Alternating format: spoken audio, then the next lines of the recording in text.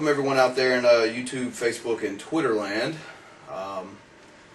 What you see before you is probably something you never thought you would see. I personally never thought I would see. However, you are live here in the humble abode of one Sean Van, and I have taken it upon myself to go ahead and lay it all out there. There's been a guy using social media to his advantage to talk, and let's just go ahead and preface this with, this is not for the family-friendly fans of SCW. I can go ahead and pretty much establish that. But this man over here has been using social media to his advantage to talk shit about me, the promotion in which I work for, and a lot of my friends. He has requested a sit-down interview with me, and therefore I'm going to give it to him. So, right now, I'm sitting across from a kid that, honestly, I never thought would ever be in my home again, after some things that have went down between the two of us. But, and I'm not going to promise this is going to maintain civil. We have agreed we're not going to put our hands on each other. But, you know, it's all fair game. So you're going to be witnessing and probably very jaw-dropping sit-down interview here. So, you know, you wanted this. You're here. You're in my home. You wanted a sit-down interview with me. I believe it was a couple days ago you sent me a something on Facebook and said you wanted your sit-down interview. So here we are. What do you got to say? I applaud you, actually, Sean. I applaud you for having enough guts to allow me into your home, because there are a lot of promotions out there that, after dealing with me, they don't like to see me around. They don't like to see me in their buildings, more or less their own homes. And it's been a while since I've been here. I believe it was the weekend of WrestleFest 2? Yeah, WrestleFest 2 the last time I was here. And I'm happy. I'm very happy that you brought me here. You're happy. Very. Extremely happy. You don't even know the half. Well, you know, I gotta say I'm a little disappointed. You know, you sat there and you talked a lot of trash on Twitter and Facebook.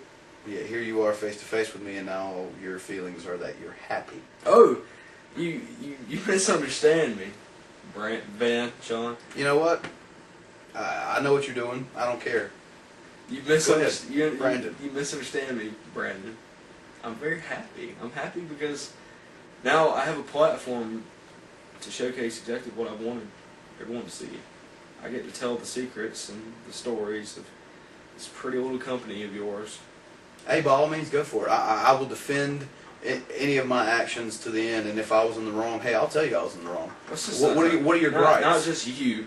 I mean, you really think this is just about you? It's never just about you.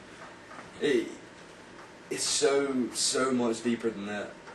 Well, let us in on it. I mean, you're sitting here with all this cryptic bullshit. Let us in on it. Your brothers, you know, the guy that was my best friend, he sold me out because he wanted to wrestle in a ring and he wanted to own the company. And we don't have to talk about what Eric did to me. We don't have to, because everybody knows. I'm just saying, you know, you're talking about James Hall. Okay, cool, whatever. You know what? A time comes in a man's life where he's got to get off the trampoline with high school kids and get into the ring with real men.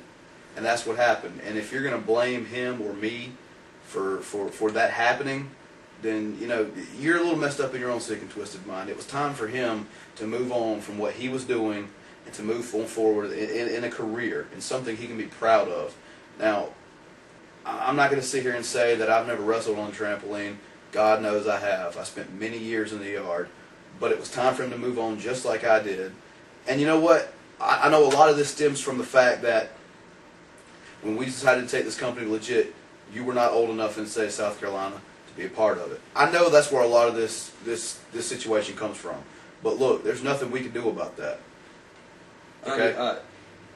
You bend and break the rules for for so many different people, but when it came time for the flight risk to come on, it was just too convenient to drop Eric's former stepson. It was really too convenient for you all, and you can't lie to me about that.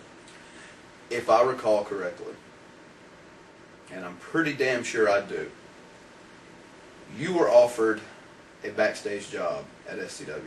A job that, you know, a lot of people would have killed to have. A job that, and let's just go ahead and say what the job was. Creative. You wanted me to be on the creative team. I hate creative. I hate the idea of creative. That shouldn't exist. It shouldn't be a thing. There should be no.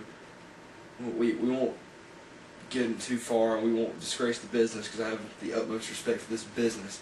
But you and a lot of smart people out there know what I mean when I say I hate creative and I say it shouldn't exist. It was more of an insult to me than anything that I've ever heard in my life. Hey, you're the internet champion. In 2 weeks, you're going to drop the belt and you're going to be on the creative team, which basically means I'm going to get your coffee, right? That's all it pretty much amounted to. I'm not a big fan of coffee. Red Bulls would have worked, though. Red Bull, okay. Yeah. Everybody has their own. You have Red Bull. I have Pepsi. Corey Bell has Four Loko. Speaking of Corey Bell, you couldn't get him to come. Couldn't get a lot of people. You guys were so high on to come. You know, you run your mouth about that, but look, hey, people's lives, they can't always just go around wrestling. I mean, you got to think about this here. You know, Corey, for example, he had to pick up where he was. He had to move away. He had things he had to do to get his life right. And, you know, it's nothing against us. I've talked to the men several times. There's several guys that, yeah, quote, we were high on that aren't wrestling with us here anymore at SCW. That's because of their personal life or their personal feelings. Once again, his personal life. He had things his personal going on in life. He chose the high road like everybody else chose, and he quit. The smart thing to do, just like I did. He followed in the footsteps of a very wise man when he did that. You honestly believe that? With all my heart, and not even that. To go back to something you said earlier about me having a sick and twisted mind. I'm not the one with a sick and twisted mind. Everybody else here has a sick and twisted mind. Everybody else in SCW has a sick and twisted mind. I'm the only sane person here. So, a locker room of 20-plus guys are the ones that are in the wrong, and it's just you shining brightly. Yes. Is that what I'm hearing? Yeah, that's pretty much the moral of the story. The moral of the story is we got a kid here who couldn't legally compete in this state when we took this company legitimate, and was given, you didn't earn it, you were given a job backstage that you quickly didn't take. Not enough for that, you went over to fucking Lawrence, South Carolina and did something that you couldn't do. And did the same job. I did the same job. You did the same job. I knew there I could be what I knew I could be. What was that? I mean, case in point. South Carolina wrestling is still here. Where is Made?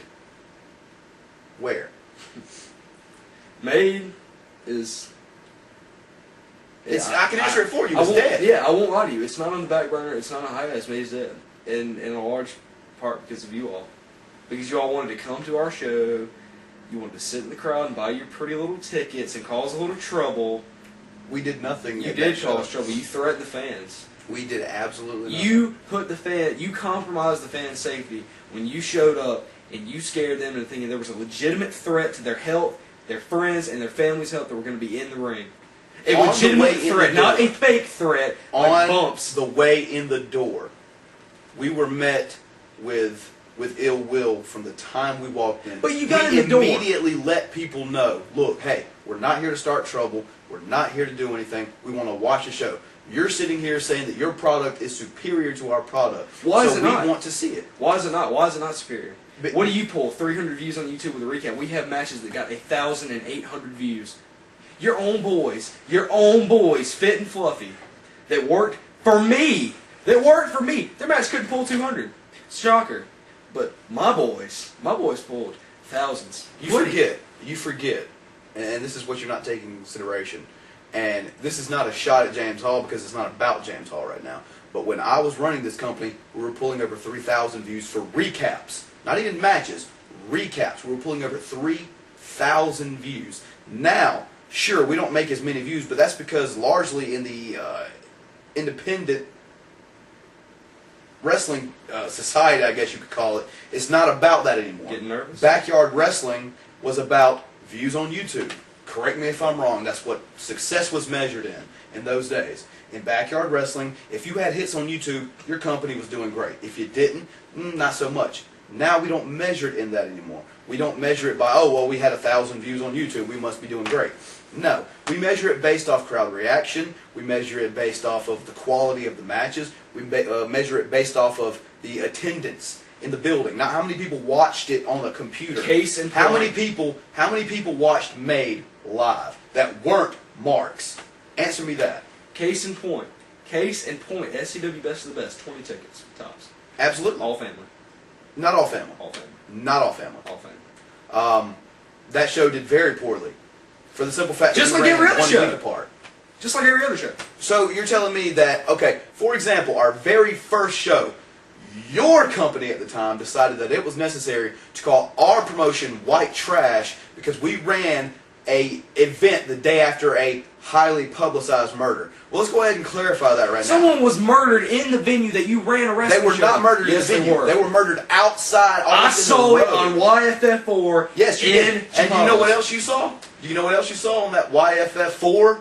You saw a big poster that said SCW Wrestling. But guess what? It was outside. It was on the sidewalk. It wasn't Chapala's property. So if you're going to talk crap about us, at least know what you're talking about. That night, we cleared 70 people. It's like running a circus the day after 9/11 where it happened. Well, you know what? Vince McMahon ran SmackDown on 9/11, so the day after. So if you're gonna come down on us, you got to come down on Vince McMahon too for it. Vince McMahon's a genius. You're one person died the night before our show. Compare that to 9/11, and he ran. How many people have to die for this? It had nothing to do with SCW. It had nothing to do with SCW. It was an unrelated incident because of some gangbangers. I mean, it has nothing to do with it. Of course you would be performing somewhere that's highly populated by gangbangers. What a shock. Well, you know what? Quite an upgrade. Quite an upgrade. Oh, well, we're... You know what? Our ring's in a yard. Oh, well, now people are getting shot. It's okay that you can still bring your kids to the show. We promise there won't be... Chapala's were mature events. No kids were ever let in. It was an 18 and older bar. Is that your excuse for poor ticket sales? We had over 70 people at the first event after a highly publicized murder. At the very next show, we had 140 people. And you want to talk so highly about your fan base. Absolutely. Because they would show up after murder. Because they wanted to see our product that much. They're sycophants. Sycophants. Are you serious? They're sick. 70 plus people came to an event. They are the sickest group of people I've ever seen. So right now, you're calling every one of South Carolina Wrestling's fans sick people. They're sick, twisted people. Well, you know what? They have... That's him, not me.